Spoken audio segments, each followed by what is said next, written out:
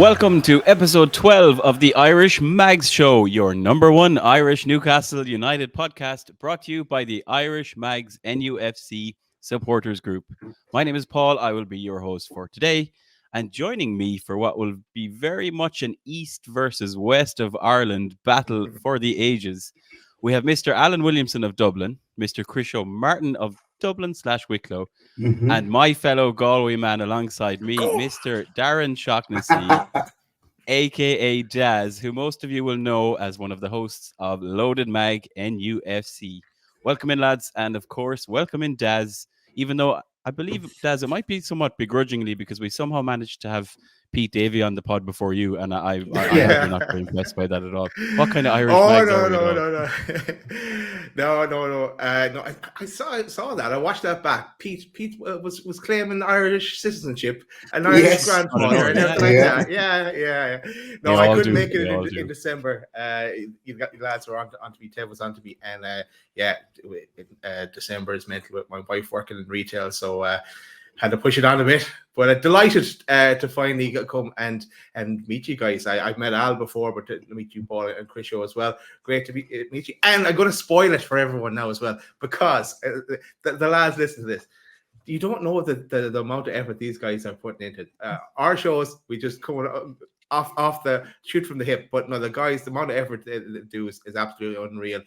Look at Alan there. He's brushing the hair with the comb before the show, and still has the wallpaper. No, Chris has a full Collegiini hair under that hat, so don't be put off by the hat. And Paul, all the effort behind the scenes. But looking forward to having the chat, lads.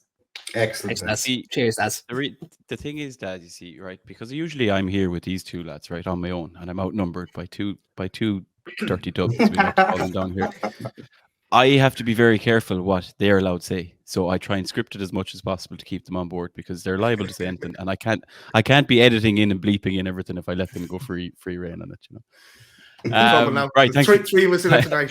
Yes, as we said, we have a battle for the ages, but we're delighted to have you on the show, Daz. And we've a load to get through on this week's show. We will definitely be rolling up our sleeves and breaking down that 2-2 draw at home to Bournemouth.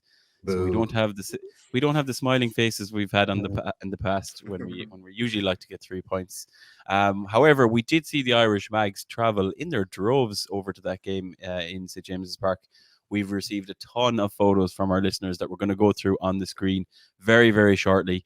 We're going to be picking Daz's brain about the Dan Ashworth situation, which has been moving in the last 24 hours quite a lot. And on the day of recording, we know that the Loaded Mag crew already have had a show dedicated to this situation. So Daz is very much in the know, and we're going to be quizzing him on that. And one other spotlight we're going to do, seeing as, Daz, we have two Galway men on this week's show, we thought it would be quite appropriate to do a bit of a spotlight on Alex Murphy, who is Newcastle's 19-year-old defender who hails from Galway and played for Galway United. And of course, as we saw, made his Premier League debut earlier in the season. So we might do a little spotlight and a bit of a bio and a discussion on Alex Murphy. And again, you know, we don't have a big history of Irish players playing for Newcastle, especially Galway men. So it'll be a nice spotlight. And then, of course, we will move on to Crisho's Bad Take of the Week. We will be previewing the upcoming visit to the Emirates Stadium. And if there's time, there rarely is, but if there's time, we might just finish with a quiz, because, Alan, it's been a while since Crisho embarrassed himself on the internet. I'll do it just now. It really is. Right, before we do all that, let's put Daz under the microscope, lads, shall we? We like to pick on our guests just to give them a baptism of fire on the Irish Mags Show. And we'd love to hear, we've already given our own origin story, so we'd love to hear your origin story, Daz, particularly getting into supporting Newcastle United, and of course, you know, moving into making content about the club and how you ended up all things Loaded Mag. So I think the first question for you, Daz, we will start where it all began. Why and how Newcastle? Okay, well, before Loaded Mag, there was Match Mag and Shoot Mag. Yes. An 11-year-old Daz buying with pocket money, buying Match and Shoot magazine, and open it one day and posters everywhere on the wall at home, but didn't really have a team. Started reading the story about Newcastle and how Newcastle were about to get relegated, and but in Kevin Keegan is coming back. Last seen, you've probably heard this story before, Alan Loaded, but last seen departing Newcastle on a helicopter, and now is coming back to try and save them from relegation. I was like, that spiked my interest. That's my team. From then on, like he kept them up. Then the next season after that, they got promoted into the Premier League. It was Andy Cole, Peter Beardsley, and from then on, it was just I was sold on Newcastle, and that was my team. And growing up in Ireland and growing up in Galway, there's not many Newcastle. I don't know how old I was in life before I met a fellow Newcastle fan, and now I everywhere I turn I see one, or talk to them every day. But so it's absolutely amazing. The power of the internet, I suppose. But will I stop there? Or do you want me to go on to the load? Yeah, no, that's good. That's good. I think, like it's a lot of us have especially Irish lads, have very similar origin stories, where and the theme is always the same, lads. You're kind of the only one in your class, in your school, in your town, and people kind of used to look at you kind of a bit funny, but like once you were kicking it around in that Newcastle brown ale kit, people very quickly were like, do you know what? Actually, that's the best kit in the Premier League. So, absolutely, we'll always have that, if nothing else. And I suppose then, Daz, like to join it up to now, and we'll be diving into a few of your earlier memories, but to join it to now and today, like the origins with Loaded, how did you end up in and amongst all of that madness? Was it because you just had no Newcastle mates and you needed some? I was on Twitter, and I saw this tweet from NUFC Matters, Steve Wraith, and it was like looking for people to come, international fans to come talk on a show. So I replied back to a tweet, sent a tweet back. I would have been used Twitter that much actually at that stage, but I think if it was at the start of lockdown, or lockdown had happened for a couple of months at this stage, and I got to. I remember sitting outside Dunn's doors in Roscommon and seeing the tweet back on. Oh shit! Now I have to do this. And I said, I'll give it a go. I'll go on into one show, and that'll be it. I'll give it a go. I'll chance it and see what's the worst that could happen. And did that. Then we'll call back a few to do more shows, and then we did the panel show, the Match Day Lives. And met loads of different people from that. Then again, all virtually, all through COVID. It was a great kind of little hobby as well, in interaction with people. Then we just decided, then into Loaded, myself, Martin, and Chris decided we'd start up our own show, and we came up with the name Loaded Mags, because takeover was going to happen anytime soon, so we're going to be loaded. We're going to be absolutely loaded mags. So that's kind of how we came up with the name as well.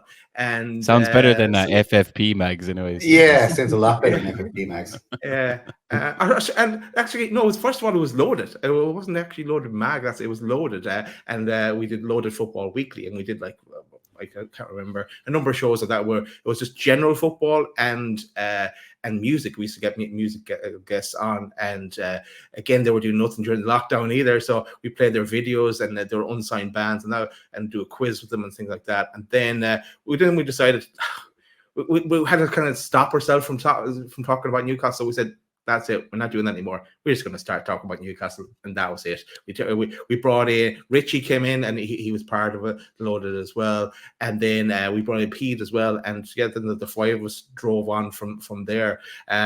Now bringing forward to today, there's three of us. There's Pete, Chris, and myself doing it, and we love it. It's a great little hobby. It's time consuming though, and you kind of have to keep on top of your game of what's happening in the world of Newcastle, because it's always changing. And there is a lot. I mean, lads, when we've been running the show here for what are we, episode 12? So I guess that makes it about 3 to 4 months of work basically. When we had 3 games a week, and then there's all this transfer things going around, various different news, like it was much. Even we were exhausted from week to week, just because we couldn't get through it all, So it is that kind of club. Definitely a lot more exciting than maybe a pod about a different club. But we won't name any names. Sunderland and Everton know who you are. So yeah, it's a lot. What was your first game that you managed to get to, Daz? Like, Yeah. were you So at a young age or? No, because I thought no, there's no chance of ever really getting a ticket. No, there's no point even trying. And it was actually my girlfriend at the time, now my wife, got me. Got us with the two of us went over. It was in 2001. 29th of December 2001, it was Newcastle versus Chelsea.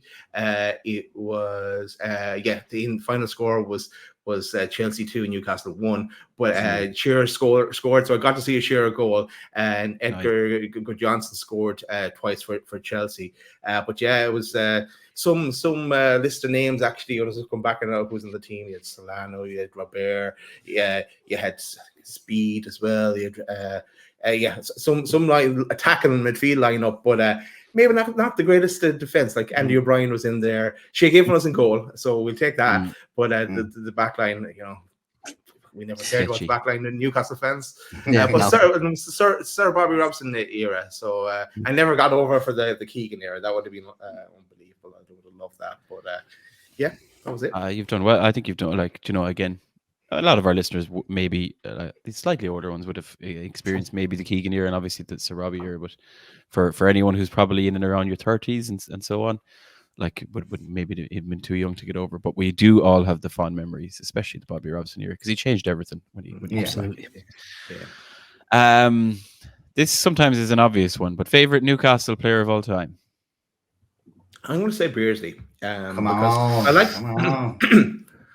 He didn't make it into your team, I heard, though. It did. I heard there was a bit of controversy on that. But yeah, no, for me, Beardsley, I did like him before I even supported Newcastle, and then supporting Newcastle, and then the amount that he set up for Cole and to Shearer, he was around forever.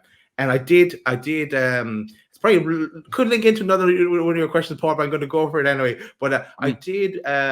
Bump into him at what game I was at then. I think it was I was at a time. Did I go? I went over and I got 2 games in the one trip. That was the dream for me. Get 2 games in the one trip if possible. Nice. It was when we were in Europe, in the UEFA Cup, and I was against Palermo and probably Birmingham City, because I did go over for a Portsmouth game as well. But anyway, it was around that time, and of course Birmingham City manager was Steve Bruce. But I did meet. I saw Peter Beardsley and I just didn't know what to say to him.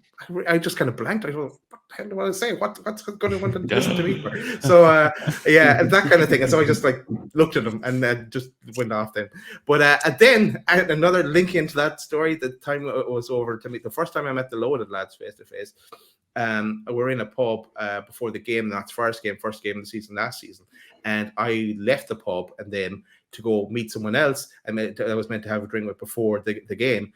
And when after the game, because we weren't all sitting together, but after the game I heard that, and they have a picture. The lads met him. The lads met Beardsley, and they had a picture taken with him. And after that, I give up. It's not meant to be. Third time's the charm, guys. Third time's the charm is coming. If it was to pick a current player, I'm going to go for Bruno. Love Bruno. Yeah. We can't get enough Bruno in our lives, and he's been outstanding lately as well. Oh, wait until the bad take of the week, then, gentlemen, and we talk about. Oh, keep it in for a bit longer. We're not ready, Crucio, yet. It's too soon. Excellent. Look, thank you for sharing, Daz. It's great to hear another Irish Mags journey as a Toon fan, the origin story, and not to mention obviously seeing another one of the Irish Mags producing excellent NUFC content. So, listeners, Irish Mags folk, be sure to check out @LoadedMag NUFC on all of the socials, and look out for the next live show, Daz, which is Wednesday, the day this podcast will be released. It is. We're Wednesday. We're doing a Talking Toon. We did Show Me the Money on Monday night. As a topic we're going to get to on Dan Ashworth. But then we're back with away days on Thursday. I'm giving the full rundown now. We're going to have Troops, who's former Arsenal Fancy TV, and Dan Potts, so on away day. So that should be good. And the interaction show. And blah, blah, blah, blah, blah. They're always doing something. Lovely. All lined up. Well, you'll get your Irish Mag show on the Wednesday morning, guys, and then you've got live loaded mag for the rest of the week. Sorted. Excellent. Right. Before we talk about matters ahead, let's do a quick review of the weekend that has just passed. And I think we'll start in their usual place, which is from our official chief community correspondent, Mr. Alan Williamson. Alan, obviously we had the Bournemouth game, which we'll come to shortly, but by the looks of it, another successful meetup in the Bleecker Street Bar this weekend. And I have to ask you, what's this about discount points?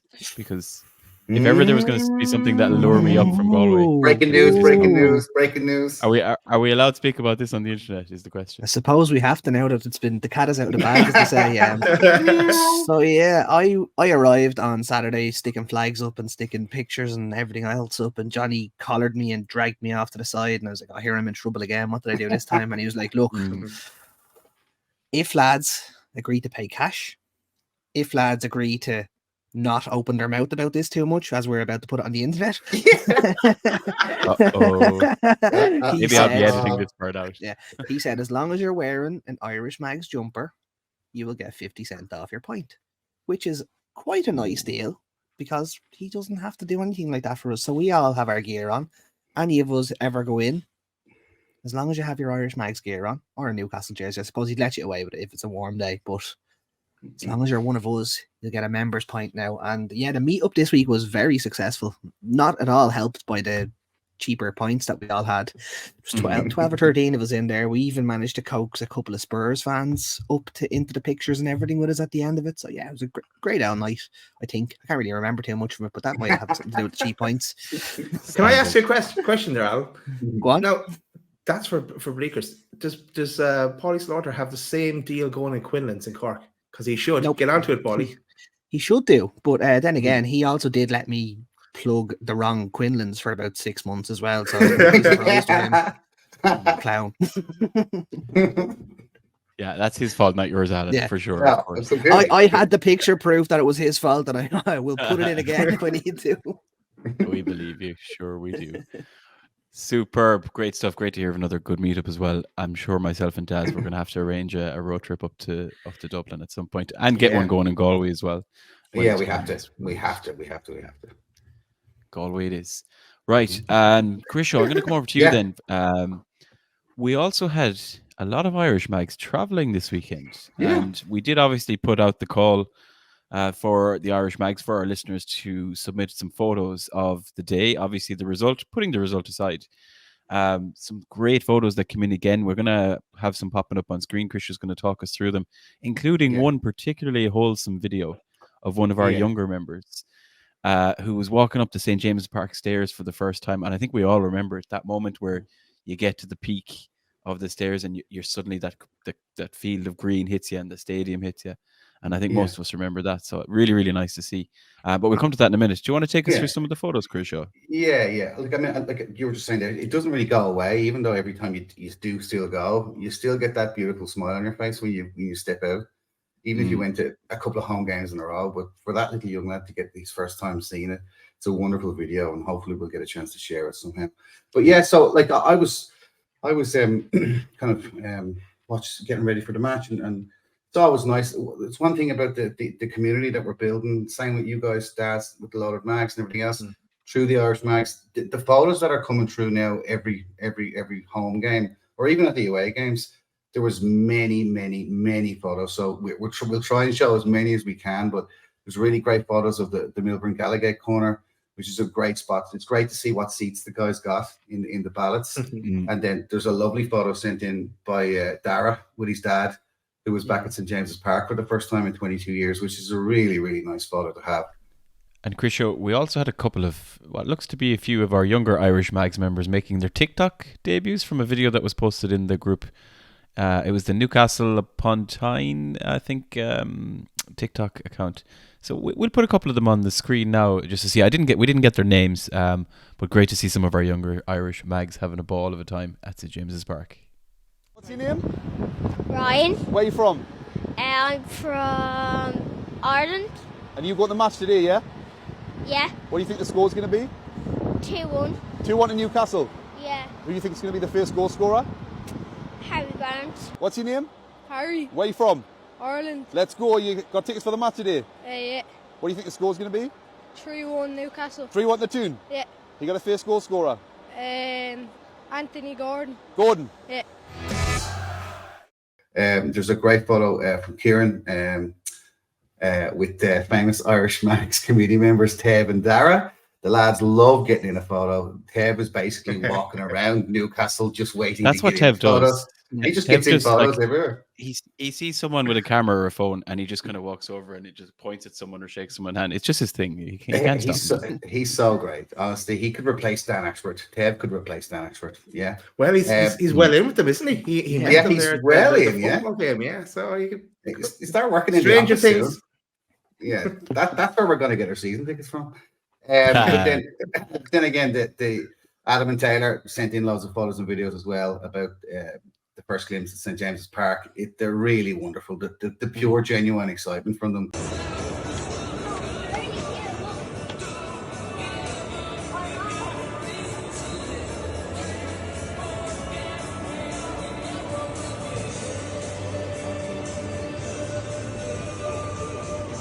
I have to say here really quickly, like, I think it's Adam is the dad and Taylor is the kid, but like Adam actually looks probably more like the kid at Christmas here. He's having as good, if not better, a time. But like, yeah, as we said, like, I don't have kids. I know obviously a lot of our listeners will. It must be a great feeling bringing your kid to St James's Park and seeing them experience what you've experienced many years ago. So that's brilliant. Fair play. And like, one of the key things about everything that we're trying to do here with the community is the fact of, you know, like we said many episodes ago about going to the airport or going to the match, and you know, you might have recognized someone, or you're standing in the airport in Dublin or in Belfast or something, or probably in Knock for you guys. Only messing. But Yeah, you'd see somebody with a Newcastle jersey, but you'd love to go over and say hello because you obviously have something clearly in common to say, how are you doing? Are you going to the match? Da, da, da, da. But it was great to see, like, there's a great photo, pitch side photo by Michael Hogan. And then he then went on to meet a lot of the Irish mags in the Irish Centre after the game, which is exactly what we're hoping. And everybody kind of knows each other from talking on the group, which I think is great. There was more, obviously, fantastic seat shots that were sent in. Like I said to you, it's great to see what views the guys get at the start of the game. Kind of like if you're not there, it kind of pulls you in on it as well. And obviously, I have to give a shout out to Shawnee, 5 Point Bows, and Joanne with their bird's eye view. I think it took Sean probably took him about like half the game. So that photo's probably from half time by the time he got up to where he was. Because it's right up there. Like, he is right up there, like level 8, which isn't a thing. But then it's Dara in the Gallagate. I don't know how Dara got in the Gallagate, but he always seems to get really good seats. We'll have to ask him about that. And obviously there's always Dino and Graham and the guys throwing in after hours photos, always with the arms flung around, always look like they've had many points, many the red faces, the red faces become clear. And we didn't get too many evening photos, but it always entertains me to know when sometimes you can see the chronology of the day through people's photos. Yeah. You can see more and more points starting to spill in, which is great. But yeah, some really good photos, and thank you to everyone who submitted them. Yeah, obviously every game, every week, keep them coming in. Alan, I think you also had a really good pick. Was it your granddad and your cousin that were Yes, over? so obviously everyone knows that Sean is my godson and cousin, and that means Joanne is my auntie. So alongside them over at the game was my granddad and my cousin Paul, who it's Paul's second game. Great name. So I'm not going to say he's a jinx, but he's seen us lose 3-1 to Bournemouth and draw 2-2 with Bournemouth. So I'm never going with him ever again because I was with him once already. So that's the end of me going with him. But yeah, he didn't know he was going until the morning of the game. So that was, I was lucky enough that I was one of the people who got beyond the phone call where he was told, come on, you have to get up. Why? You're going to Newcastle. And I've never seen a child jump out of bed and into a Newcastle jersey as fast in my whole life. It's the most impressive thing I've ever seen in my whole life. But he had an absolute ball. He absolutely loved it. So it's fun. Great. Well, as we said, lads, that it just looks like a cracking weekend for all of the Irish mags that travel over. Just apart from the result. And now, lads, I don't know. Like that, as time heals all wounds. We've had a few days to process it, right? Like, Yeah. obviously, when it happens, you're like, we're at home to Bournemouth. We've not beaten them. They're a bottom 10 side, basically, struggling to an extent. They're playing some decent football under Areola. Yeah. But really, there's always that little positive part of me that's brainwashed from 25, 30 years of supporting Newcastle to try and find the positives. And there's many versions of Newcastle that don't produce comebacks against Luton and against Bournemouth when we're down. And even like the game against Forest. So my heart for me is somewhat proud of that. But Daz, I'm going to come to you just to get we'll do a quick review of the match and the result. Like, I suppose, do you feel like the result was fair? When you look at the goals that we've conceded, like there's a Dubravka slip, which is, another goal kind of handed to them. Same way Forest had a very lucky kind of deflected goal off Miley's back or his arse, basically, last week. Like, is 2-2 a fair result? Do you think we should have won it? Well, usually after games, then we do a review show, and it doesn't go well. I try to blank it. Then it goes all memory of the game goes out of my head. But look, I suppose it was a fair result. We didn't deserve much more from it. We got unlucky with the slip, of course, Dubravka's slip. Yeah, you thought then at the end as well when we got that Richie's goal that we could keep going and get the winner and like turn it right on its head, and like I was just looking forward to if we get this win, I can't wait for the reaction show. I'd go jump on it now. But yeah, it was just one of those days. But at the same time, going into it, a lot of people were very confident. I was thinking, if you could give me 1-0, I'd snap your hand off now, because Eddie Howe against Bournemouth, he never gets a result against them. And like half of Bournemouth is in Newcastle as it is. He's got as bad a record at Bournemouth as Alan's cousin, or Alan. Yeah, exactly. No, it's true. Like, he doesn't have a great record against Bournemouth, but like, yeah, I came away from that game, like Alan, and I was like, I just felt like we were toothless, not having a striker, like not having a Wilson or an Isak. I'd almost like, do you think there's something even in the players' minds that are like, this is not going to be easy, because once again we're missing, key components, and it's just that repetitive kind of feeling of like, we're not going out into the pitch with a big bunch of confidence, right? We're going out there we're going to have to hopefully work hard and do well to get a result here. I just felt a bit toothless. And the pattern. Sorry. No, you're going. No, go on. Sorry, like it's the same pattern over and over again. Like, and the game against Arsenal coming up now at the weekend. Who are we going to lose out of that? We seem to be losing a player every game. We can't get into a rhythm at all. And it's like, and the injuries and mounting up, and the stupid injuries as well. It's and everything combined. It's just been an absolute disaster. It's been great that we've been in the Champions League, but it's been a disastrous season. And then when we're comparing this season to last season, that was the dream season. You couldn't have gone any better. So it's kind of hard to take, but at the same time, for me, I'm just looking forward to the summer and looking forward to the transfer window and what next season can bring. There's still good points that will come from this season, like still in the FA Cup. You never know what might happen there, and you never know, things might go away when we might qualify for Europe. It may make it harder and harder as the weeks go by, and you never know. We might get an old result from Arsenal. I wasn't expecting we beat Villa, but you never know. It's highly unlikely. Like myself, you've got that positive optimism, because if you don't have it, you don't survive as a Newcastle fan, and all of us know exactly how it feels.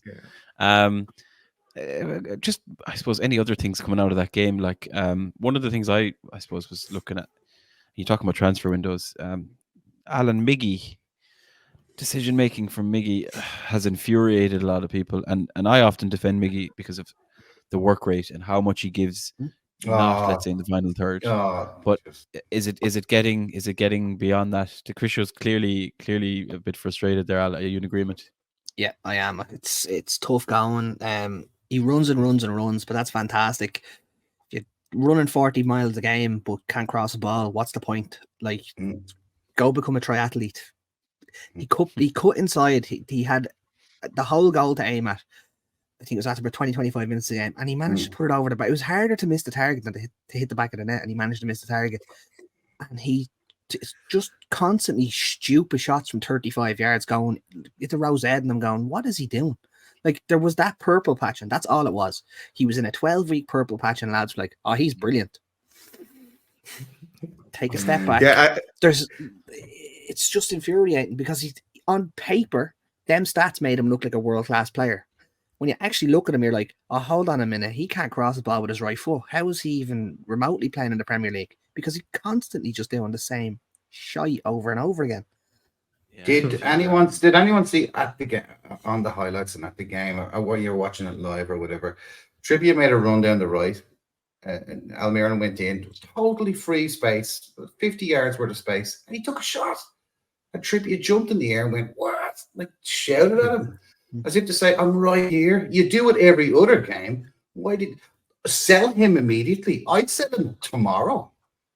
I mean, I'd give him away to Derby County, who take everybody's rubbish.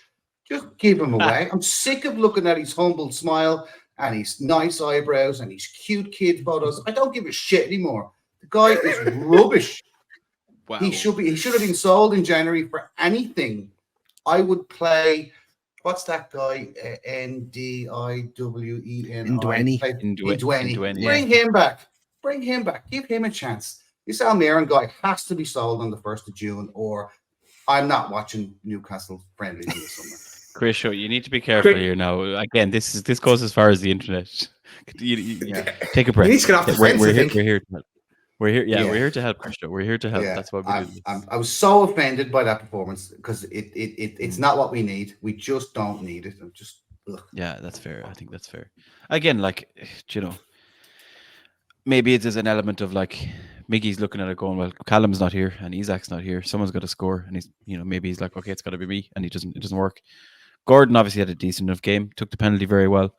I think we're all in agreement it was a penalty. There's been all this debate about was it a penalty, wasn't a penalty, but like it's one of those things where you can't just pull a lad's jersey when he's trying to get, like, you just can't do that. And by doing that, you then give away a penalty, which is obviously much higher XG than whatever chance Cher had of actually getting to the ball, offside or not. So you just can't do that. It's a blatant foul and he's in the box. So I'm having none of that. But positives, lads, I'm not going to come to Chris Show for this. Positives, I think Miley probably had one of his best games for Newcastle. There's kind of a common agreement there. And I know we touched on this in one of the previous bad takes, that there was a take going around that Miley isn't all he's cracked up to be. But He's not. We shall see. But he isn't. He isn't. He's in a very, very poor midfield, and he looks good. And we're all throwing and projecting all of our positivity at him. He's good. He makes a good tackle. He can play with his left and right foot. But Jesus, guys, give him 3 or 4 years. That's all can fair. do. And look, he's only 17, but I think it's fair to say he's getting better and better with every game under his belt, and that is definitely positive. Absolutely. And the last positive, lads, the last. Go on, Dad, sorry. Just sorry, Paul. As you'll know this, Paul. He's our wonder kid, and I love the old wonder kid. My own football manager experience, not as in depth as you, Paul, but but I don't get the time.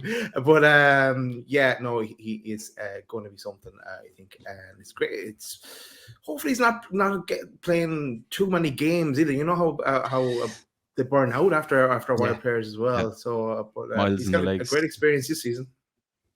He's got there's a lot of players out there that have a lot of mileage in the legs. It's commonly talked about with the likes of Yuri Tielemans is a good example. He's been playing like first team football since he was 17, and they say even though he's only like 26, 27, he's already got the legs of like a 32-year-old or something. Do you know what I mean? So something to keep an eye on. Last positive, lads, and we'll cling on to this because I know a few of us are going to be traveling in the next few weeks.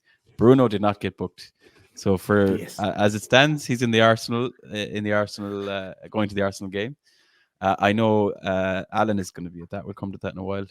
I'm traveling to the Wolves game as well in 2 weeks, so hopefully you'll be there. And Daz, I know you've got West Ham as well. So if you're going to a Newcastle game, you want Bruno in the squad. Yeah, it's praying he doesn't get the yellow. Yes, praying indeed. Okay.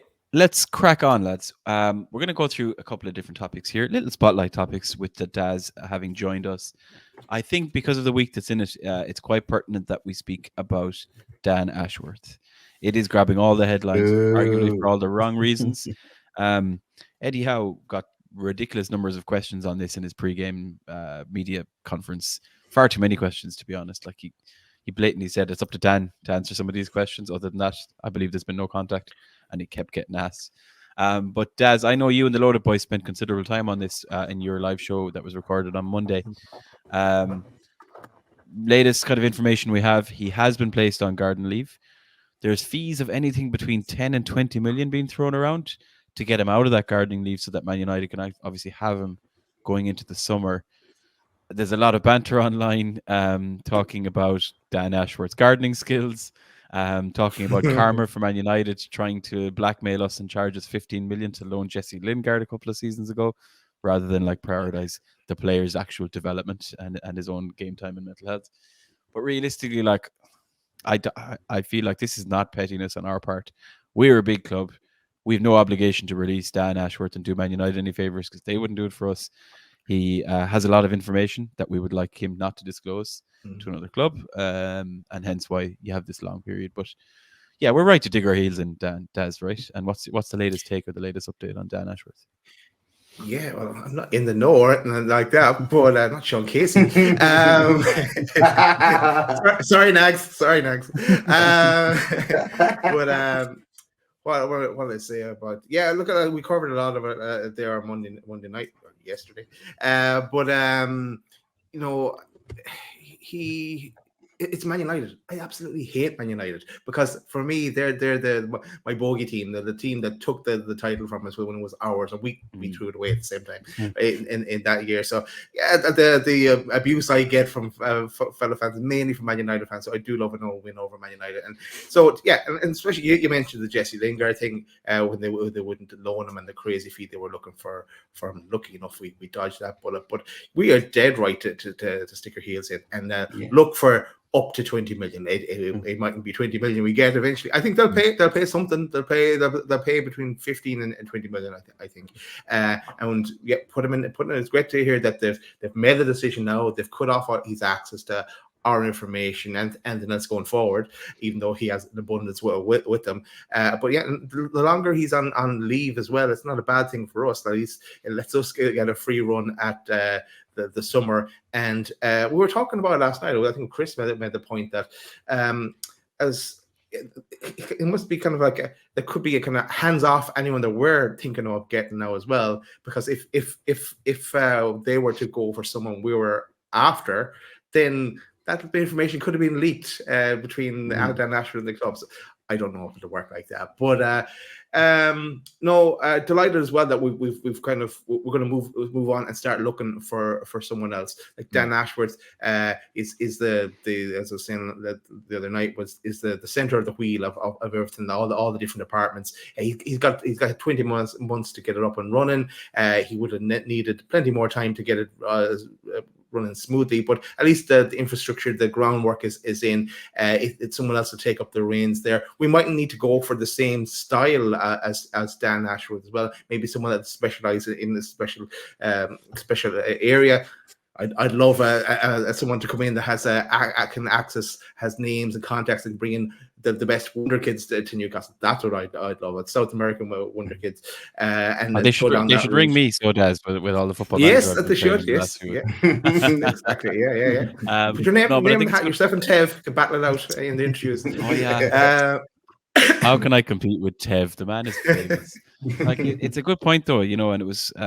I was going to even open to the lads as well, like, looking at his role specifically. And there's been a lot of talk about this because nobody knows exactly, right? I mean, there's jokes around like he's a glorified scout, right? It's far beyond that. You're talking about building the infrastructure of a club from the ground up that stretches to recruitment and facilities and personnel and the policies and the philosophy that's in place. Hence why Man United are desperate for him. But like Alan, Krisho, in particular for you lads, have you heard talks of any replacements already? And what's your own kind of specifics on what are we losing effectively by Dan Ashworth leaving the club? Well, like the replacement talk so far has centered around a couple of names. So I have Michael Edwards, if you know him, he's from Liverpool. He was a genius at Liverpool. I hate admitting Liverpool do that right, but he was unreal. And the only issue with him was he packed football in altogether to start up a consultancy firm. and to see his kids grow, basically. So he might be very unlikely. The other three names that are knocking about are Paul Mitchell, who is currently with RB Leipzig. He was with Spurs in 2018. Phil Gates at Brentford, who he's been very good for them. Signing wonder kids. He signed Ivan Toney for 20 odd million. They're going to look like they're going to make 80 out of him. And then left field, which is a new name that I only recently came across, Thiago Pinto. Tevin Ferry. Oh, sorry. Thiago Pinto is the current Benfica director of football. Yes. Now, he was with Roma and did absolute wonders for Roma, was poached by Benfica, has done fairly good for them, but seemingly would be very interested in taking up the reins at St. James's Park, who he would have a link to George Mendes, who is the super agent. So if you want the big boys in, you have to have lads who have links to the big boys, and he would be the one, I think. So watch this space, as they say. It's either that or we get Joe Kinnear back in, because he used to always be thrown around. I can bring anyone in the world on my phone book. Yeah. Or we can get Jeff Hendrick in when he retires from playing. Oh, Jeff.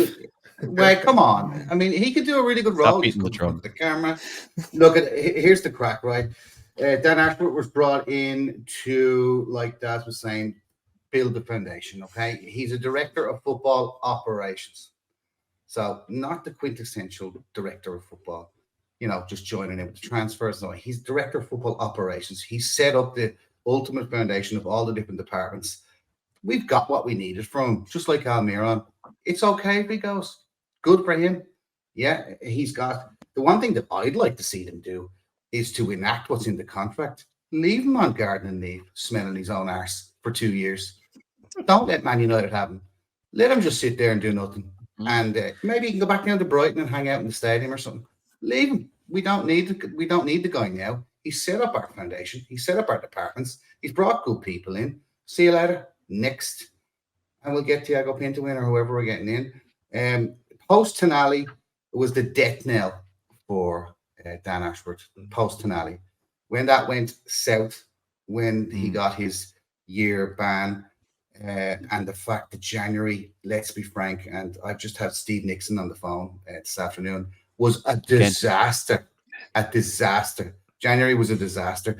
The relationship between the club and Dan Ashworth and Eddie Howe had already gone south by the 1st of January. It wasn't going to work. Dan Ashworth wanted this list of players. Eddie Howe wanted this list of players, and none of them matched. None at all. So it wasn't going to work. So this thing about Man United coming in and poaching him, to be perfectly frank with you, gents, I think that they went, come and get him. It's not working out here. Come and get him. Just like AC Milan did for us when we came for Tonali. We're not going to rise you any further. It's going to come out like that. Dan Ashworth is, fond of drinking whiskey on the street, and all kinds of nefarious things. Yeah, it's Christian's job here to produce the conspiracy theories. He's good at it. He's good. Daz, you'll notice he's had a couple of sips of that red wine, and it just gets it's the green pain. The green pain just goes wild here. The hat will come off soon. Never. When we win the Premier League, it'll come off. We could also say the gloves will be off, but we don't talk about Christian's gloves anymore. No, don't mention the war. No, don't mention the gloves. Right, we'll move on. I think the bottom line on that one, lads, is look, no matter what, the club, what's the old phrase? No one individual is bigger than the club, and so on. So, life will go on. I think the quicker it's just sorted out, the better, so we can move on, because we have a lot of bigger and better things to focus on. Right, let's crack on, shall we? We have an extra special spotlight this week, something we don't often do on the Irish Mags show. But again, because we have my fellow Galwegian Daz here on the show, we just really want to rub it in for having the show, basically. Because, we talk about wonder kids, we talk about youth players, and one young Galway man that is on the books at Newcastle United is, of course, Alex Murphy, who hails from Galway. Who came through at a club called Corb Celtic, who I have played against myself in the Galway leagues. He joined Galway United at a relatively young age. We'll come to that in a minute. But most of our listeners, if you were following the Sella Cup, he played 90 minutes against Fiorentina. Did really, really well. And, of course, made his Premier League debut for Newcastle when he came on as a late substitute in that excellent 4-1 win over Chelsea earlier in the season. And I think he nearly even scored at the end. He was at the back post, and it was quite close. That would have been some story. So we'll do a quick bio on Alex, and then we're going to have a chat about him to see what we think about his chances. This is the Irish Mag show after all. Will we be seeing him in an Ireland jersey, lads? I'll let you think about that while we run through his bio. So born in Galway, raised in Annadown by his local club, Corb Celtic. Alex Murphy joined Galway United at the age of 15 and represented youth sides up until his first team debut at the age of just 16, where he featured as a left back. He eventually broke into the Galway United first 11, mixing between left back and centre back, scored 2 goals and 4 assists in 32 games for Galway United, and it wasn't long before he was spotted by scouts of Newcastle United, who came in with a reported €100,000 bid, apparently, which was accepted by Galway United, and he signed for Newcastle 1 week after his 18th birthday. Now 19 years old, he has featured prominently and predominantly for the Newcastle under-21 side, as well as being repeatedly named in matchday squads by Eddie Howe throughout the season. Definitely highly rated, I would say, considering, of the few youth players that are being called up, he has consistently been one of them. And I think it's fair to say, lads, he's probably a player in the mold of a Dan Burner, Sven Botman, left-sided, can play centre-back, can play left-back. He's definitely getting more built in terms of his frame. And obviously his muscle and strength. And yeah, it feels like probably an Eddie Howe player, if that's fair to say. So I suppose, what do we think, lads, from what we've seen? And Daz, I'll come to you first because you're the Galway man. You get to chip in here. What's your thoughts on Alex Murphy from what you've seen and his ability and potential for Newcastle?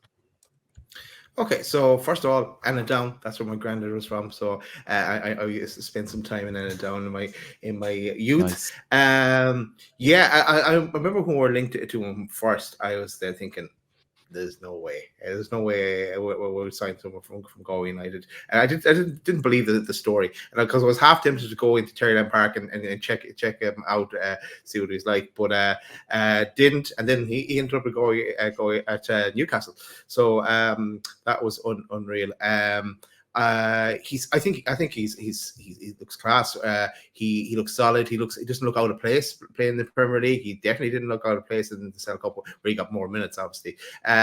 I would have a fear that if he stays, if he doesn't get a game time next season, and that's going to be difficult, or we bring in like another left back, and he's not getting game time, that he will decline. Let's say, I think he needs game time, whether that's out on loan or whatever the case may be. I think a loan would really. So that's what I did myself in Football Manager. I sent him on loan to Charlton, and I'm going to bring him back into the team then after that.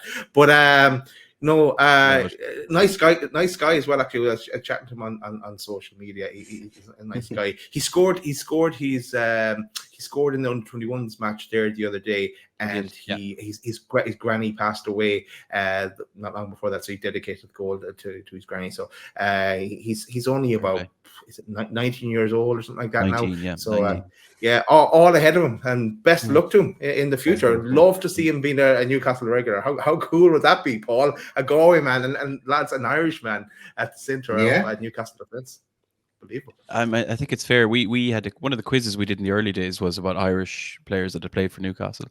There was enough of them in the Premier League era for us to just do a quiz with about 10 or 12 options, So it would be great to obviously see an Irish player part of this evolution, this revolution of Newcastle United.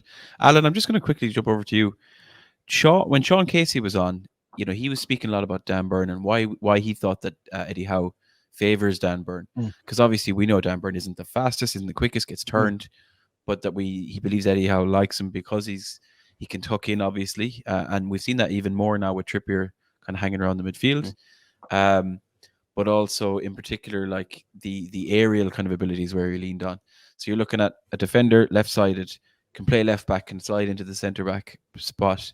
He's considerably tall as well, I would say, Murphy. Like, do you think that works in his favour? The Lewis Hall situation is a bit mysterious. Probably a topic for another pod. But if there's life after Dan Burn and you're Eddie Howe, do you think he's looking at Murphy as a potential option because of the type, because of the profile? That's exactly what it is, and that I think is the death knell for Lewis Hall. Sorry, he's not the mold of a defender that we want, whereas Alex Murphy is exactly the mold that, well, not what we want, what Eddie wants. Eddie wants big, strong, physical, but you have to be able to run as well. And from what we've seen so far in the couple of cameo appearances he's made, absolutely unbelievable. I do think in the next year he'll head out championship loan.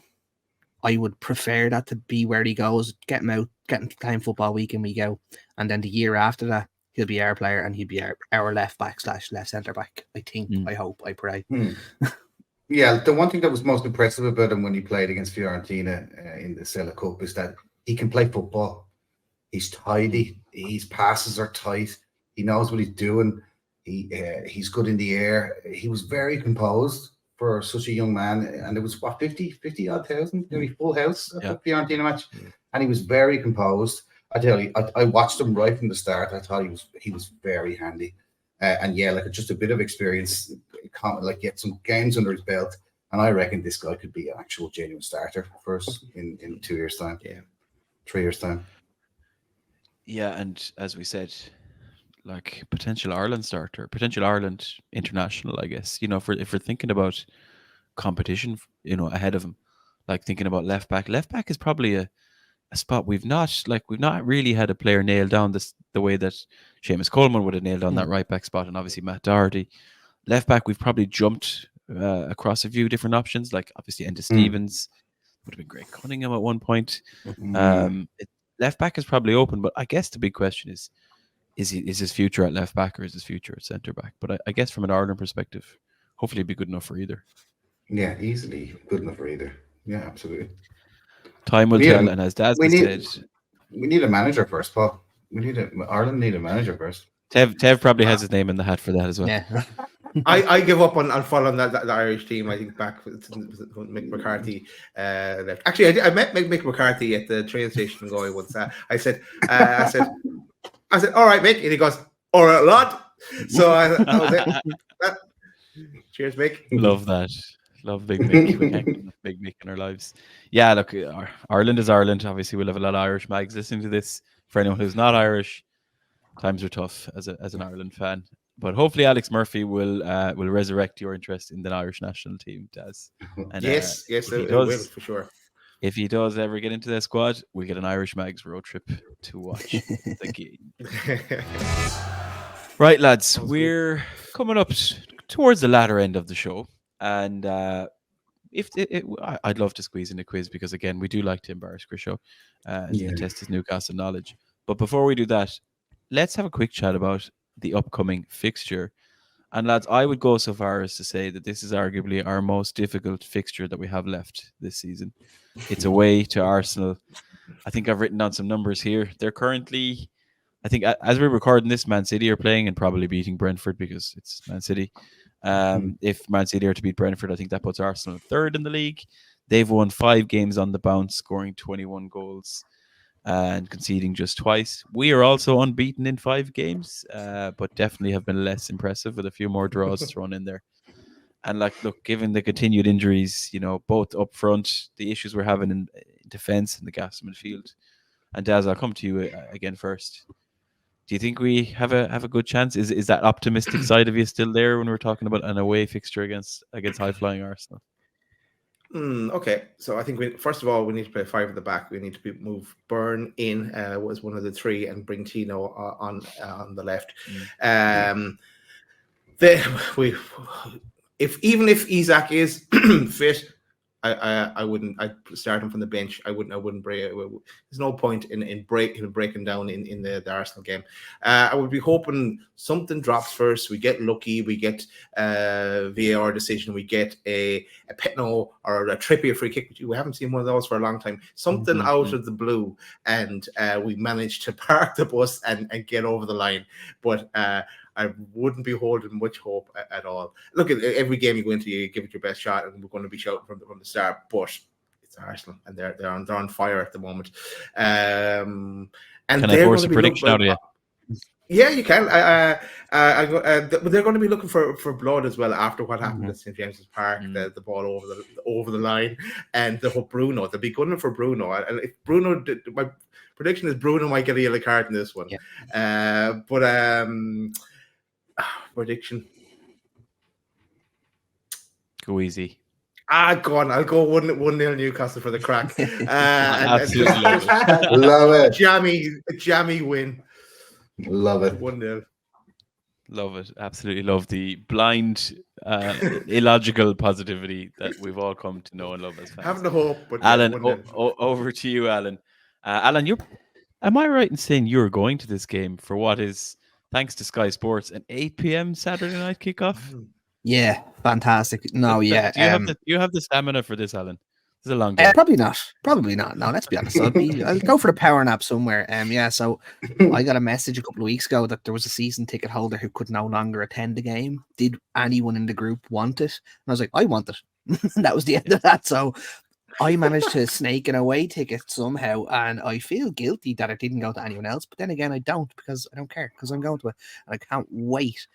It's 8 p.m. on a Saturday in London. Like, not exactly what you want to be doing is going to a game, but gonna be a long day, especially considering we're flying at 5:45 a.m. and then flying back the next morning at 7 a.m. Oof. Oh God. Okay. Yeah, Alan, with no hotel booked. are we to expect you to show up for this podcast on next Monday or Tuesday when we go to record again? There's a solid 50% chance I will not be here, or be Right. podding in from Heathrow Airport crying that I've missed flights after flight. Well, I'd back that, and let me have your prediction and see if I'd back that as well. Right. So originally I was meant to be going to this game with my little brother, who is an Arsenal fan, because I've brought him to St James's a couple of times. Yes. So he didn't get a ticket and I got a ticket. So I'm going down the route. We're going to beat these 2-1. They're going to absolutely batter us for the whole game. We're going to disgustingly sneak in 2 goals somehow, and they will definitely score, because as much as I would love to say it's going to be a handy day, Bukayo Saka is going to have Dan Burn on toast, because Saka is arguably the best winger in the league at the moment. What can you say? But yeah, we're going to beat them 2-1. It's going to be a good day. Good day. Krisho, you've been very optimistic in this show tonight. Yeah, I don't want to piss on Alan's parade, but I'm going. Miggy hat-trick. It's wow. Arsenal are going to go one better than Liverpool. It's going to be 5-2 to Arsenal. We're only going to get 2 goals because one of them will be an own goal, and the other one we will score after the first 10 minutes, where there's somewhat of an optimism. Oh my God, I can't believe we're going to do this, and then smash 5 goals by Arsenal. Everyone just needs to wake up. Yeah, absolutely wake up. Yeah, and if we get to the bad take, I genuinely believe you'll understand why I'm feeling like this, because I've spent a week looking into this, and we need to wake up. Yeah, everybody who supports this club needs to cop onto themselves, because I'm going to be honest with you, we are slowly dissipating like a digestive that's been dipped too many times in tea, and you're trying to hold it up. It's breaking. Is this the bad take? Because if it is, let's just do it. We're breaking apart essentially, right? We're going on. You know what you said, but there's something rotten in the state of Denmark. There's something rotten if Newcastle is Denmark. Yeah, there's something rotten there to the core. Dan Ashworth leaving and going on garden leave. The bad take of the week is that there's going to be a lot more changes than we are actually expecting to happen in the summer. We're all going to stay on the positive spin about signing players and this, that, and the other. But I'm saying here now, Dan Ashworth is the first to go. And there's a Saudi Arabian guillotine coming for everybody, every single person there. Eddie Howe, the physio was changed.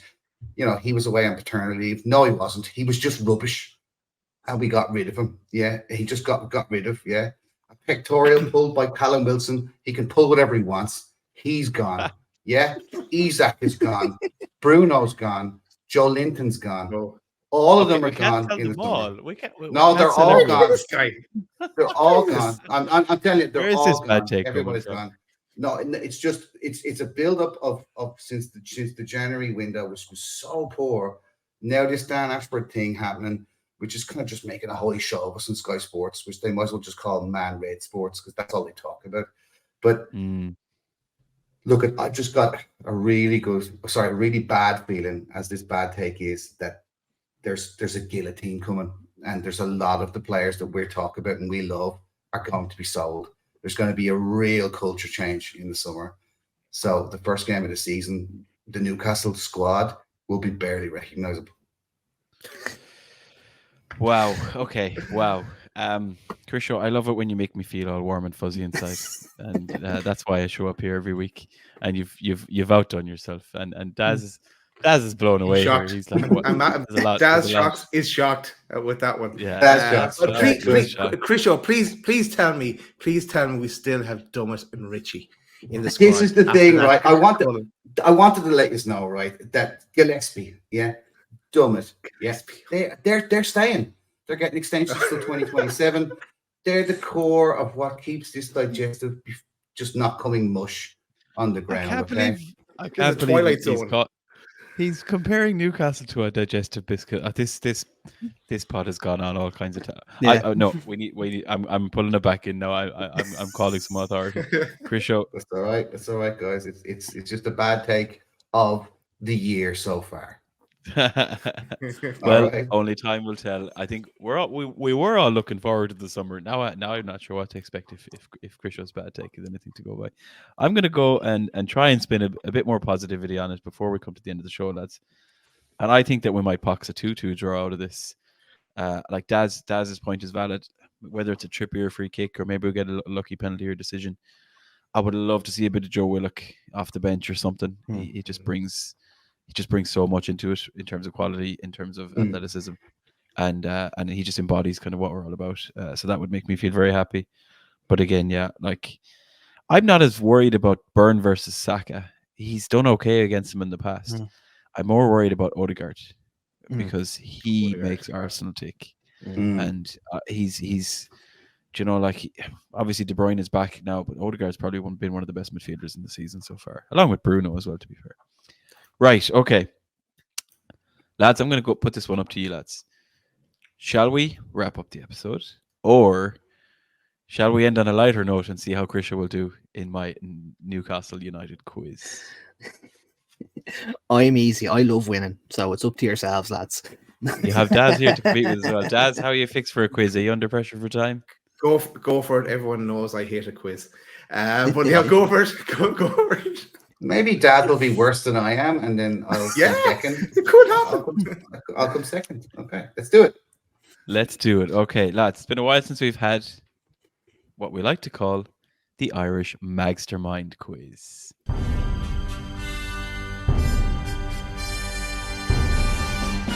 This week's quiz, lads, you might know some of this. Keep your mouths shut for the moment because you might give away an answer here. In the last few weeks, we've seen a brace from Fabian Schär. We saw a brace from Bruno. It's been a long time since a Newcastle player scored a Premier League hat-trick. And that's what today's quiz is going to be based on. I can tell you now that in the Premier League era, we have had a grand total of 14 hat-tricks scored. Those 14 hat-tricks scored were by 11 players. So that's what I'll be looking for, lads. I'm gonna go one by one around the room to get a guess from you of a player that has scored a hat-trick in the Premier League era for Newcastle, and I'll give you a point if you get the correct answer. And obviously, there's a couple of lads that have scored more than one. And Daz, seeing as you're the guest of honor, we'll let you go first. Will I take the easy option or take a difficult one? I'll go with the difficult one. Gini Wijnaldum. Jorginho Wijnaldum is correct. 2015 against Norwich. He actually scored 4 goals in that game as well, I believe. So that gets Daz a point. Alan, we'll come to you next. We'll give Krisho a minute. I leave the easy one for him, so I'll go for the Irishman on the list. Leon Best against West Ham, I think. That's what I was going to say. that's always convenient, isn't it? Leon Best against West Ham is correct. 2011, he scored a hat-trick on the 5th of January. Gets Alan a point.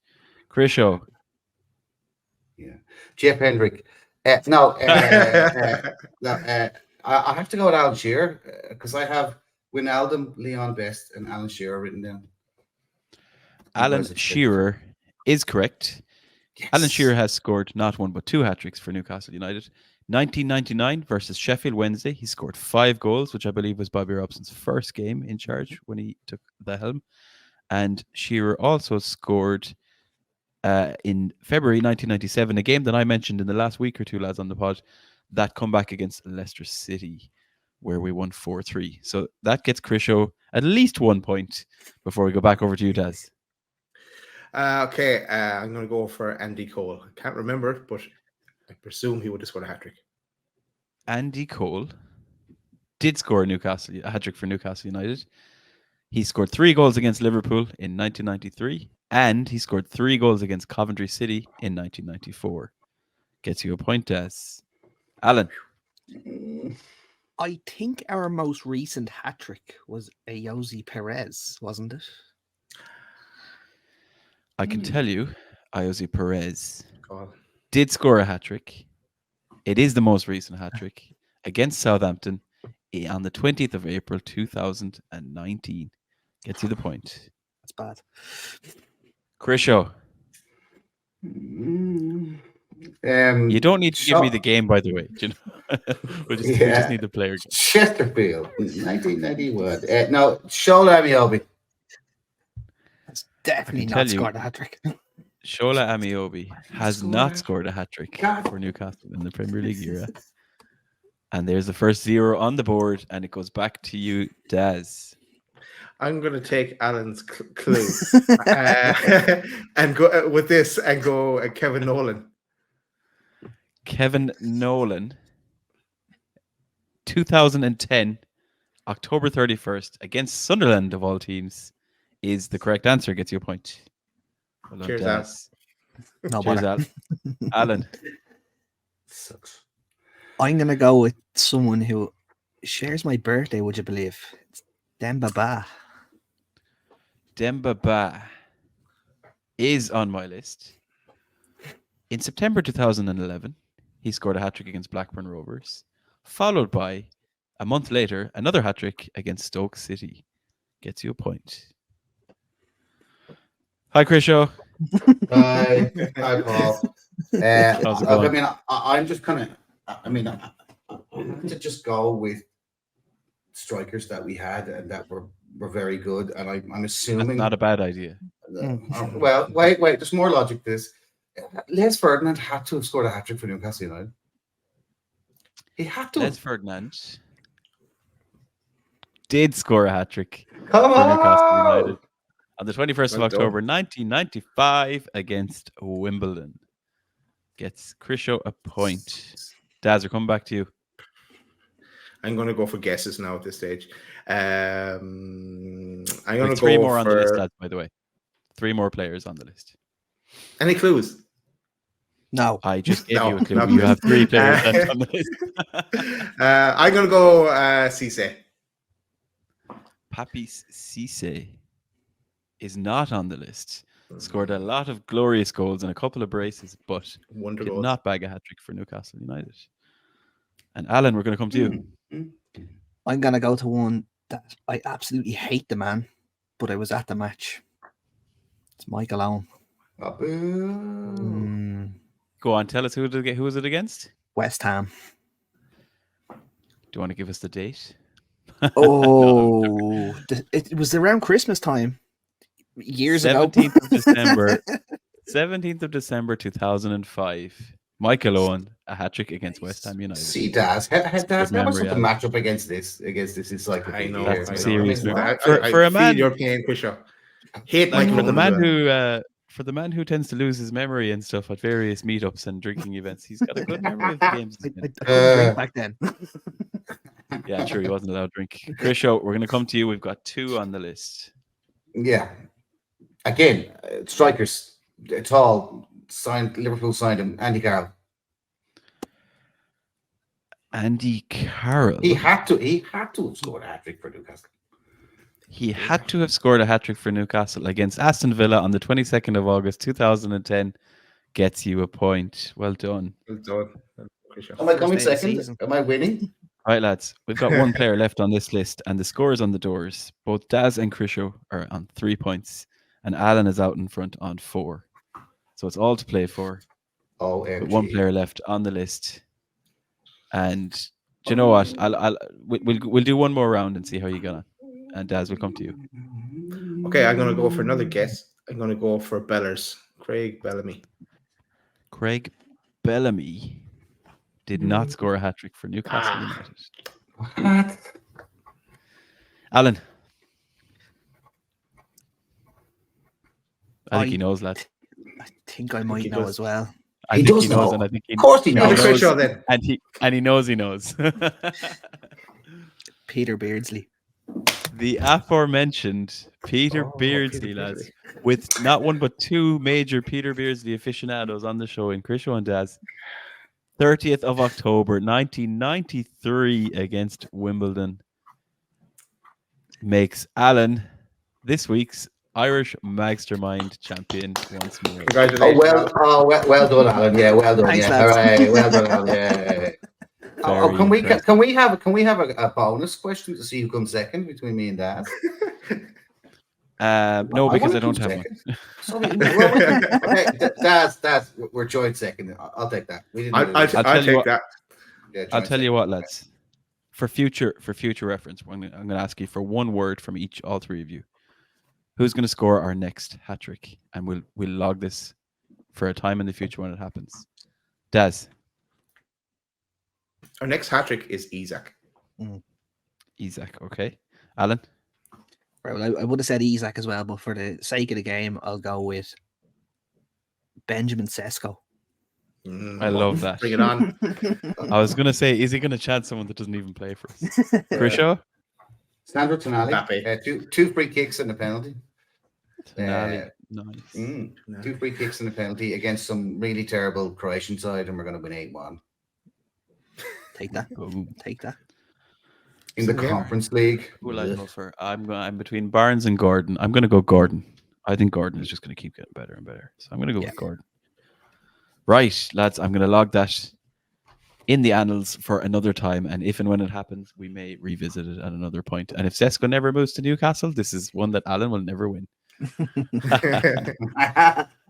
And on that note, lads, that just about brings episode 12 of the Irish Mags Show to a close for this week. A huge thank you to Mr. Darren Shaughnessy, aka Daz, for joining us. Daz, really quickly, where can people find you on the internet? Well, my postcode is so yeah, you can find me on Loaded Mag NUFC and across all the social medias, TikTok, Insta, and OnlyFans, X, OnlyFans. Not yet. Only Times have Newcastle not fans. been that tough yet. But yeah, no, and look, you guys know that are watching this back. We're on a lot of days, half the week we're on shows, and we'll go big in the summer, and we try to get as soon as something breaks, we try and jump on it straight away to get the information out there, get our take, I suppose, really, just as normal fans on following Newcastle, and the excitement and the pain and misery as well. There's a lot to come for sure, and I think we'll all be very busy in the summer, and more so than Dan Ashworth for Newcastle, by the looks of things. Excellent. We will include links to Daz and to the Loaded Mag in the description below, along with links to all the Irish Mag socials. Listeners, if you are enjoying these podcasts, please smash that like button on YouTube. Drop us a comment on your own thoughts about our recent performances or anything we've discussed on the show today. Of course, the season so far. Subscribe to the channel, and if you are listening on Spotify or Apple, then please do feel free to drop us a follow, and of course leave us a 5-star rating if you're enjoying the show and having a good time, which will help us bring or 6 stars if you can, and that'll help us bring the Irish Mags Show to even more listeners. We will be back for more Irish Magnus next week, so until then, how are the lads? Slán go fóill, and we shall see you all very soon. Say goodbye, gentlemen. Slán, lads. Slán, lads. Good luck. Slán, Good lads. luck. Hopefully we'll have shithoused Arsenal by the time you hear us next. Yeah.